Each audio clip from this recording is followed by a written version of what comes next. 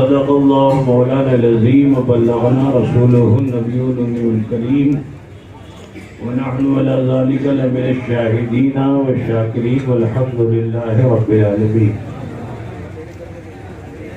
معزز حاضرین، عقیدت اور خلوص کے ساتھ آئیے ہم اور آپ مل کر عقائد و جہاں سردار عالم و عالمیہ احمد مصطفیٰ محمد مصطفیٰ صلی اللہ علیہ وسلم کی بارگاہ بےکس پناہ میں ہدیہ درود پاک پیش فرما لیں۔ اللہم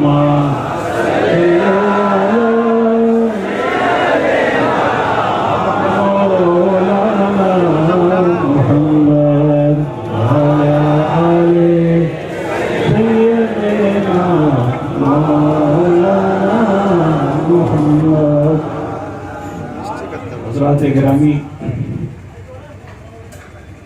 ہماری خوش بختی ہے کہ ہم حضور غوث العالم تارک السلطنت میر سید اشرف جہانگیر سمنانی و سامانی رضی اللہ تعالی عنہ اللہ عنہ کے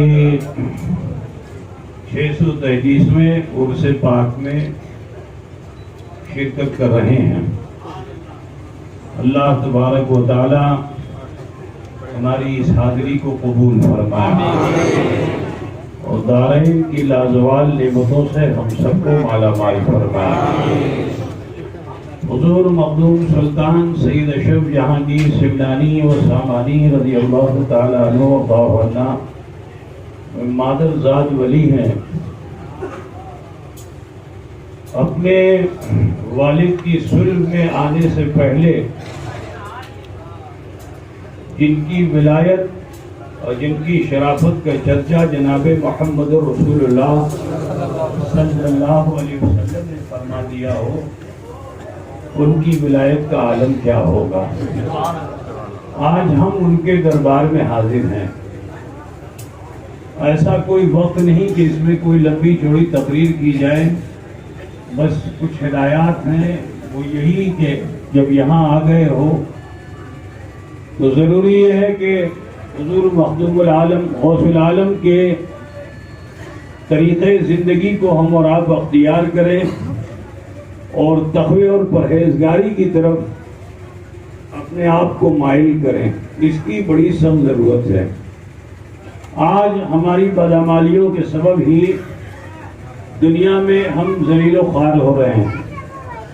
ضرورت ہے کہ ہم اپنے اعمال کی اصلاح کریں، اپنے کو درست کریں، اپنے کو صحیح کریں، اور اس میں آنے کا مقصد یہی ہوتا ہے۔ اب جو لوگ ایسا مقصد بنا لیں گے تو انشاءاللہ تعالی وہ ضرور کامیاب ہوں گے۔ میرا یقین یہ کہتا ہے کہ یہاں آئے ہوئے تمام زائرین وہ سرکار مخدوم پاک نے اسی لیے بلایا ہے تاکہ ان کا ظاہر بھی سنوارا جائے، ان کا باطن بھی سنوارا جائے۔ دعا گو ہوں مولا کریم پروردگار عالم بارگاہ اشرف سے ہم سب کو خوب فیضیاب ہونے کی توفیق رفیق عطا فرمائے۔ حضور اشرف الاولیاء علیہ رحمت و رضوان مخدومی مشن کو تا حیات چلاتے رہے اور عمر کے آخری لمحات میں آپ نے مخدوم اشرف مشن کے نام کی عظیم سوغات ہمیں اور آپ کو مرحمت فرمائی، جس کا اثر آپ محسوس کر رہے ہیں۔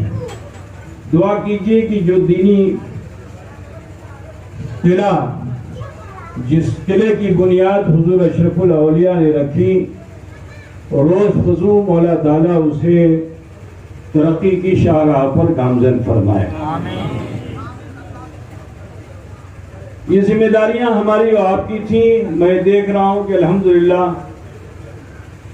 انسان کوئی تحریک کرتا ہے، روز اول بڑے جذبات ہوتے ہیں، دھیرے دھیرے اس کے جذبات سرد ہونے لگتے ہیں، لیکن بحمدہ تعالی یہ حضور اشرف الاولیاء رحمت اللہ تعالی علیہ اور ان بزرگوں کی دعاؤں کا ثمر ہے کہ دن بدن مخدوم اشرف مشن سے الفت و محبت میں اضافہ ہی ہو رہا ہے، جس کی مثال و نظیر ابھی آپ نے دیکھا کہ ادارے کے اس کیلنڈر کو لینے کے لیے کس طرح ایک جذبہ لوگوں کے دلوں میں ہے. اللہ تعالیٰ اس کا اجر عطا فرمائے. بہرحال میں اچانک میرے دل میں خیال آتا ہے، کیونکہ میں نے جو اپنی خدمات انجام دی ناقص نہیں، بڑی میں اس مقام تک نہیں پہنچ سکا جہاں تک حضور اشرف الاولیاء مجھے پہنچانا چاہتے تھے. دعا کیجئے کہ حضور اشرف الاولیاء کے عزائم و مقاصد میں اپنی زندگی میں پورا کر سکوں، لیکن اب مجھے سہارے کی ضرورت ہے. لہذا میں نے یہ خیال کیا کہ میرے فرزند ارجمند نور چشم مولانا سید عہد الدین معاذ اشرف اشرفی الجیلانی، جو انشاءاللہ تعالی جنوری میں فارغ علوم دینیہ ہو جائیں گے، تو میں چاہتا ہوں کہ مجھے بھی طالب علمی کے زمانے میں ہی خلافت سے نوازا گیا تھا، تو لہٰذا میں اس کڑی کو باقی رکھنا چاہتا ہوں، اور اسی امید پر کہ حضور اشرف الاولیاء کا روحانی فیض ان پر جاری و ساری رہے گا، اور تقوی، طہارت، پرہیزگاری، نیک اعمال کے ساتھ یہ دینی خدمات کی طرف انشاءاللہ گامزن رہیں گے. تو لہذا میری یہ خواہش ہے، اگر خانوادے کے تمام حضرات مجھے اجازت دیتے ہیں تو میں چاہوں گا کہ عزیزم سلمہ کو آج اس منصب پر فائز کر دیا جائے. آپ تمامی حضرات کی کیا رائے ہے؟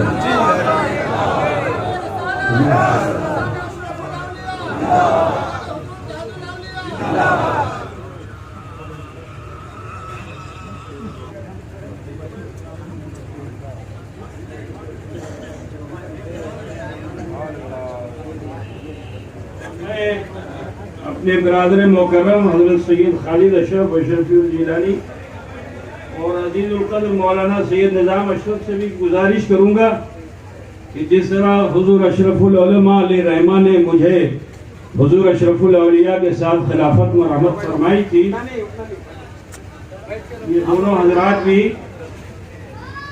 میری دی ہوئی خلافت کے ساتھ اپنی طرف سے بھی وہ خلافت میں رحمت فرما دیں، تاکہ حضور اشرف العلماء کا بھی فیض ان پر جاری ہو.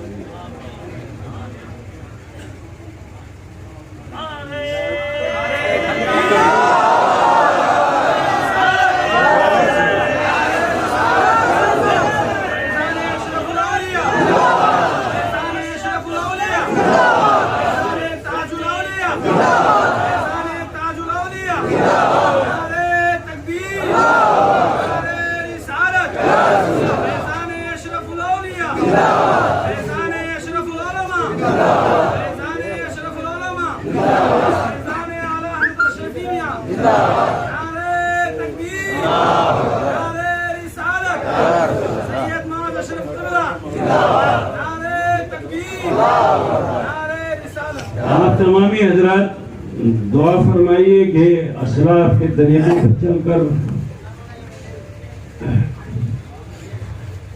سلسلہ اشرفیہ کی ترویج و اشاعت میں ان کا بھی ایک نمایاں کردار ہو. میں امید کرتا ہوں کہ انشاءاللہ تعالی عزیزوں پر جو ذمہ داریاں دی گئی ہیں وہ اس سے کما حقوق پورا کرے. اب آپ تمامی حضرات کھڑے ہو جائیں، صلاۃ و سلام کریں یا نبی.